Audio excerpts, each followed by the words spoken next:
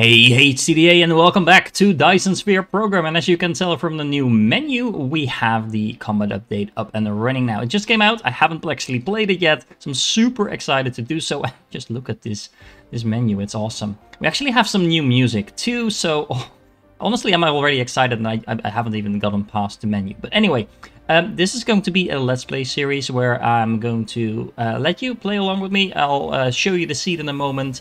I have all the blueprints available on DysonSphereBlueprints.com in case you want to use my builds as well. But if you want to make your own, you can still play along with me. The idea is just to basically explore this combat update together. There is probably going to be some content alongside this Let's Play series in the terms of maybe some additional blueprints and highlights and things like that. You'll just have to subscribe to the channel in order to make sure you don't miss any of that. But that's enough about this. Let's jump in. I'll be playing on this seed, which is the seed that was also featured in my previous playthrough as I was trying to prepare for this update. So if you type this in your own game, you should get the exact same system, exact same planets as I do. What I don't know is if this will actually be affected by the fact that we are getting the dark fog in here as well. So let's find out, I guess. Regarding the dark fog, there's actually a couple of things I want to note. So you can fine-tune whatever settings you want. You can completely turn them off if you want as well, of course. However, the interesting thing is that apparently their aggressiveness is going to be determined by the amount of experience that they get in combat as well. So they will kind of grow as they attack you, as they gain experience. And they are apparently also going to consider you a threat or not a threat, depending on the amount of power that you're consuming. So basically, the larger your factory becomes, the more aggressive the enemy will become as well. So the aggressiveness of the enemy is apparently determined by your power consumption, whereas the actual complexity and strength of the enemy will depend on their experience level. Really interesting system. I have no idea how that works in practice, but it's worth noting that that is how that works in the background. And I know I just mentioned it, but I'm going to stress it because there were a lot of people asking this in the last year or so leading up to this change. If you do not want enemies in your game, just disable them. And you can just play it as you were always playing it. If you do want enemies in your game, as far as I know, there's no way to get them in your existing game. So you'll have to start over.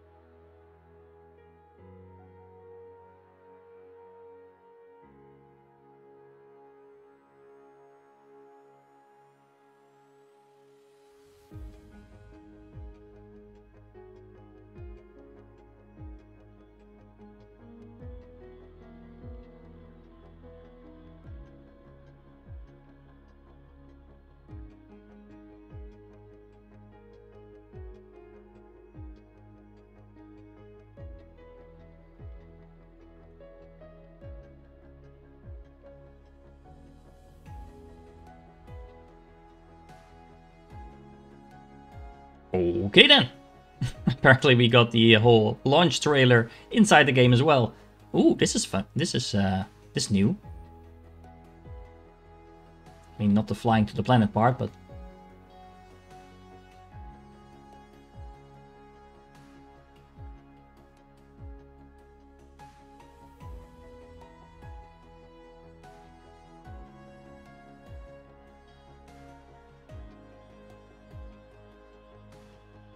is there actually some enemies around that third planet over there?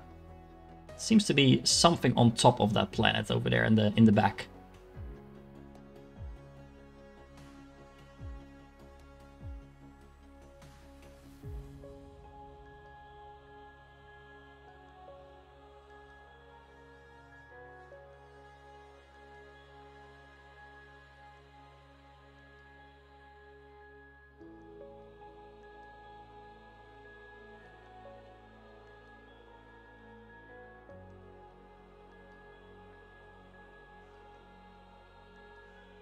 Oh yeah, there is definitely something on top of the planet over there. Now, can we actually... oh, we can actually steer the thing now. That's interesting. We weren't actually able to do that in the previous version of the game. You felt like you could, but you would also always land on the exact same place.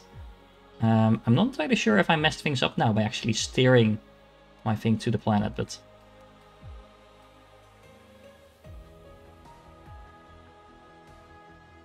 ooh.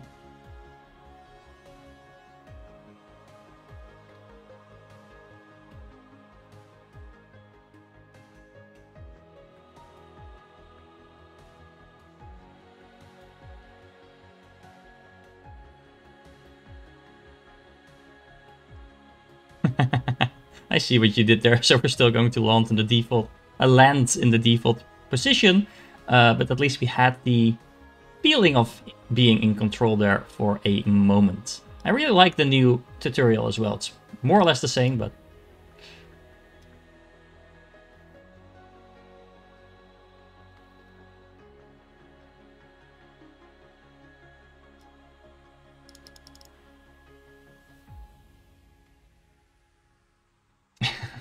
miracles, all right.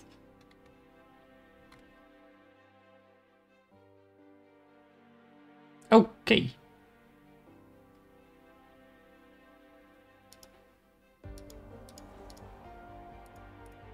Yeah, that we know. Yeah, there we go. Okay, so I was just about to change the looks of my my mech, and then I was like, oh, this is new. We have the fuel chamber over here, as always. We have a magazine now for...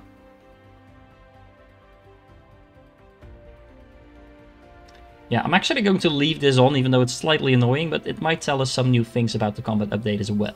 Anyway, we have the magazine. I'm assuming that's where we get our stuff to shoot. We have a hangar. I'm not entirely sure what... oh, hangar fleet. Oh, this is all interesting.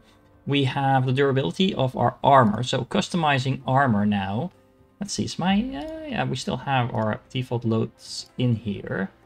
Can I just apply this? I don't think I needed any materials for that before, it's just a recoloring. I can. That's good. So I kind of look like I always do. That's great. So still 1500 durability, but you can actually increase your armor and make yourself, you know, harder to kill or easier to kill. Shield as well, energy like before, how fast we're moving, and the construction drone. So okay, this is all interesting and new and kind of nice. Let's see, what else do we have over here? We have the inventory, of course, that's not really that exciting. We also have the space dark fog hive, 0 threat, and we have the planetary base, 0 threat. So as far as I understand, we don't really have to worry about playing fast necessarily. Yeah, I know how this works. There we go. We don't have to worry about playing fast, but we do need to kind of make sure we pace our own development alongside the threat we're going to pose. We can't just focus on building our base, because then at some point they're going to come in and destroy everything, which kind of defeats the purpose. So this first episode is probably going to be on the long side, but I just want to kind of explore a couple of things, because I just opened up the technology tree. Dear Lord, I think it nearly doubled in size. Most of the stuff on the top seems to be the classical stuff, although we do have things like combustible unit that is looking like... I don't know, what is this? As a fuel, it can efficiently combust and generate enormous energy while it's an explode. Okay, so this is just things to fuel and explode stuff. A lot of this stuff seems to be the same as before. However, here on the bottom, usually the magnetic levitation was where the tree ended, but everything down here, at least most of this, seems to be new. So we have engines that we use to build our aircraft. We have weapon system, turrets, signal towers. Let me see, where does this go? We have attack drones, we have destroyers, we have core... oh, yeah. So we're going to be able to build our own fleet. That is super exciting. What is an antimatter capsule, actually? The ultimate energy weapon. Yeah. Okay, so we're going to... I don't know, shoot small black holes at our enemies. That's going to be fun. And then here at the top, the usual stuff. Then in the upgrades, I assume we have some new upgrades as well. Doesn't look too bad, actually. We have energy shields here. That's definitely new. So let's check that out. We have a base radius, some capacity, So basically, I think we're just going to be fueling our own stuff. Oh, interesting. Current upgrade data. So you can kind of tell what's going on here in terms of what you upgraded and where you can go next. So that's interesting.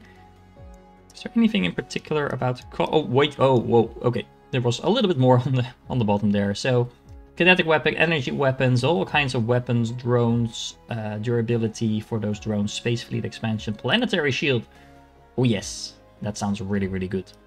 Okay, well, there is a lot to do, so I think we're just going to get started by the basics. So unlocking everything we need to set up a basic facility. If you're watching this, I'm probably going to assume you know most of this, but I'm still going to walk quickly through some of the steps in order to kind of give you a feel for what I'm doing. Okay, so for starters, we're just going to queue up the mining technology because that's the only thing we can queue up. Then we're going to go for the belts as well as the smelters and then the assemblers next, because that basically gives you access to all the basic buildings you need in order to start automating your production. Then the next thing up is the Electromatic Matrix, so you can start the science and have the Matrix lab in order to automate that as well. I'm going to go and mine some of these trees over here just to get some base resources going. Also pick up a couple of these stones over here. You can hold shift and just queue up a lot of these things at the same time, so the robot will just start running around collecting these resources. And once it's done with that, we're going to send it to the iron vein to collect some manual iron. Now, while we're doing all of that, we're going to craft a couple of these magnetic coils. That's the first research. Then we're going to queue up the same amount for the circuit boards, which is the second research over here. And we're also going to need some gears for that. So this is the reason why we're going for that iron vein over here, because we don't actually have the iron to make that just yet. So the good news is the tutorial is actually pretty good. I think they updated a couple of things there as well. The downside is it talks so much that I actually had to skip a few things. Anyway, make sure that you build a miner. Make sure you press shift and use R so you can rotate it and fit it around the 6 starting veins you should have nearby. There's a couple of them in terms of copper here as well. And then just place down the wind turbine next to it so it starts being powered. And that means we no longer have to mine iron by hand, because we can just simply grab it from over here. Now we're going to do the exact same thing, of course, for the production of copper. So all we need to do is queue up one of these in order to make sure we get that. And of course we need to power that as well. Meanwhile, I found out that apparently the trees now have, I don't know what this is, a health bar? Not entirely sure what this is doing. Is this generating wood or something like that? It just disappeared. That's interesting. Anyway, make sure that you queue up some of the new research items as well. So we're going to need some coils, we're going to need some circuit boards, and then we're going to need more circuit boards, as well as, what did we need? Gears, right? Yeah. So we're going to queue up some of those as well, so that you just keep progressing through your technology tree while you're building stuff. Generally speaking, in the early game, you want to make sure that your robot is producing something at all times. Specifically, you're going to need a lot of wind turbines. Well, basically, you're going to need all of this, but especially wind turbines are very useful to produce if you're not doing anything else, because you're going to need a lot of power, and this is the only way to get it in the beginning. Then, next up, we're going to build a small little belt over here, and we're going to take some of the smelters that we just unlocked. I recommend setting 1 to iron production, 1 to magnet production, and then 1 more to copper production over here. Oh, and just in case you're new to the game and you haven't seen this before, make sure that you throw some of these logs and plant fuel into your mech. It's not the most efficient way to keep things powered, but that means at least that you won't run out of power completely. That should look something like this, with some smelter setup with an individual depot attached to that, with a sorter going from the smelter to the box and of course from the belt to the sorter in order to get stuff in here. It's just to make sure you can automate everything. Now, if you're experienced player, you'll notice that there's a new button here where you can actually set a filter. So what you can do is you can actually click any space in here and set an individual spot for a certain type of resource. So you can make sure that you can have different things in here, and you always have room in this case for glass, but this could be any item that you want. You can also set the filter for a specific item. Honestly, this is just awesome, and this is probably not something I'm going to play around with too much, but if you do want to do something special with this, you now have that option. With the Matrix Lab unlocked, I'm going to go for the Mecha Core next. That just make sure you have some more power in your robot. But after that, I'm going to be unlocking the blueprints, so that I can actually use all the blueprints that I prepared. If you want to use my blueprints, just look at the description. There's a link to all my blueprints there, and feel free to copy them as you want. I'm not going to use any metadata in this playthrough, by the way, but as you can see, you can just now say, okay, let's use some metadata to actually unlock things for free. But if you do that, you won't be able to get any achievements, so do whatever you want with regards to that. And similarly, I recommend setting up a small smelting facility for glass and stone, just so you can get that automated as well. I recommend setting the limit to that storage box a little bit smaller than the default maximum, because, well, you're not going to need that much. And that just means this facility will actually stop functioning as soon as this first row is filled up. You can even put it smaller than that, so that's completely up to you. And that power can then be used elsewhere. Also, keep in mind that if you press Ctrl and you click on one of these depots, you can actually pick things up from afar. That actually holds for every single type of building, but it just makes it very convenient in order to pick things up. And in case you're wondering what's going on with my screen over here, I'm not sure if this is a bug in the game or if this is related to the lighting mod I'm using that actually allows me to pretend that it's daytime all the time, so you guys don't have to stare at a nighttime planet. Not entirely sure. Hopefully that will be fixed soon, but for now I don't think it's too annoying, so I'll just have to deal with it. And then last but not least, build a small little production line for coal, so you can just pick that up and put it in your inventory, because it's a lot more efficient to fuel your mech by this than it is by running around and picking up little parts of trees.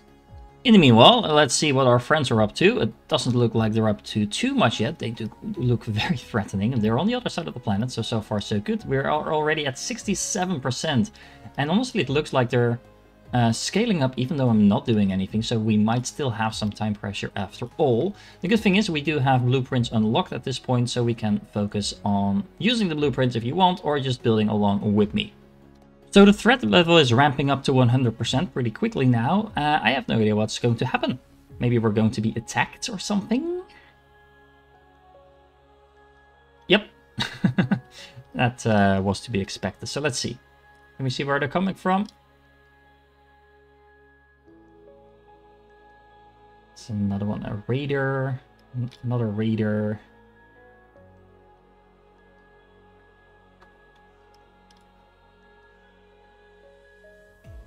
Okay, well, here they come. I assume they're not going to be too much of a threat, but let's find out. We can apparently shoot at the enemy. Oh, we can aim. If you press Z, you can go to an active mode. I think if I leave this mode, he will just shoot by himself. Let's find out with the third one. Yeah. Pew pew. No, that wasn't too impressive. However, that was just the first wave, and the second wave is already under production. So before I really start expanding, what I like to do is actually set up a little bit of a base facility like I have over here. So with just basically a small amount of production of everything. So what I'm doing here, I have the initial 2 smelters making iron and magnets. A third one is actually feeding into a assembling machine making gears. So you have all the components you need in order to make things like belts and sorters. Then I have 2 other assembling machines, one connected to the magnets, one connected to the iron in order to make circuit boards and magnetic coils. And of course that also needs some production of copper. And of course it helps if you actually connect the belt to the machine like this. And that's why I added in 2 more of these smelters. The third one is just feeding into the depot over here, but it's also feeding out back on the belt, because typically once you have this set up, you'll never need manual copper ever again. Now, because you do need quite a bit of manual iron if you want to make belts and stuff like that by hand, this is where the third belt is coming in with some additional iron production. And then for the blue science production, I recommend switching to the larger vein so you don't run out of resources too quickly. And I have a little bit of a blueprint for that. It's a very small facility, just making some basic iron stuff and copper stuff in order to make coils and circuit boards and transform that into blue science. I'll build it and show it to you how it works. There we go, just a small smelting facility along with some assemblers to make blue science, and then a box to collect all of that that we can then collect and start researching all the things over here. Now, what we want to research is, in order We want the steel smelting, so we can actually, well, make steel. We're going to need the smelting purification, because we need both of these things to actually unlock the red science, or at least make the red science. And once we are working on that, we want the fluid storage, the efficiency for the plasma control, and the refineries over here. And at that point, we can look at red science. Now, this is the normal playthrough that I would normally do. I'm completely ignoring weapon systems. That might not be a good idea. I guess we're going to find out soon enough. Of course, we don't want to do the research by hand, so I built another couple of these matrix labs to actually consume the things we're producing. So this is going to be set to making this, and then we're just going to copy paste this to the existing facilities. So now we're automatically going to research everything that we just queued up. Once you've unlocked steel production, make sure that you queue up 2 of these smelters together so you can actually start producing steel. You can't make steel by yourself, so you actually need a smelting facility to do so, so you might as well automate that. You're actually not going to need a lot of steel in the early game, but you do want to make sure it's automated like this. In the meanwhile, make sure you don't fall too far behind with your power consumption, because otherwise nothing is going to work. Now, we actually do have some oil over here, and we have coal, which is very convenient, because those are exactly the things we need to make a red science. So I'm still going to ignore my defense and set some red science production up as well. And again, I have some blueprints in order to do that, nothing too complicated. Just a small refinery for the oil, and a small little smelting facility for the graphene, and then a red science production facility to combine the two into actual red science. While I'm building those facilities, I'm actually going to queue up a lot of the base defense stuff so we can check that out, and in case I need it, it's ready and good to go. Okay, there we go. We have some refineries up and running with the oil going out on one side with a filter set on the sorter, and then the hydrogen going through the middle, and then on this belt to the facilities producing the red science, the graphite being produced over here as well, just a small smelting facility, and then it goes right here in this box. And of course, we want another belt going from the box to this set of matrix labs, so we can actually just automate the science production altogether. So with everything up and running and the second wave coming closer and closer, let's take a look at what we have in terms of defense options. We have the Gauss turret, which is going to shoot bullets at their enemies. It's pretty cheap to make, nothing too complicated there. It has a fairly decent line of defense in terms of range. It works against ground and air, so it's pretty versatile. And I think this is, well, for a reason, your base defense unit. Then we also have the missile turret, again, ground and air and space, so that's interesting. It's going to shoot missiles at our opponents, and it's a lot more expensive to make. So this is definitely the upgraded version of the Gauss turret, basically, but it will require a little bit more work. Then we just unlocked the battlefield analysis base as well, which is basically going to detect whether or not our base is damaged and repair our base with construction bots being deployed in order to do so. So that's really cool. And apparently we can also equip this with fighters at some point. I don't think it starts out with that, not entirely sure, but let's start with some basic defense first. Okay, so let's have an assembler making some magnum ammo boxes. And this was the part of the base they attacked last time, so let's set up a little line of defense over here. Now, I am assuming we're not going to need massive amounts of these Gauss turrets, but these guys are big.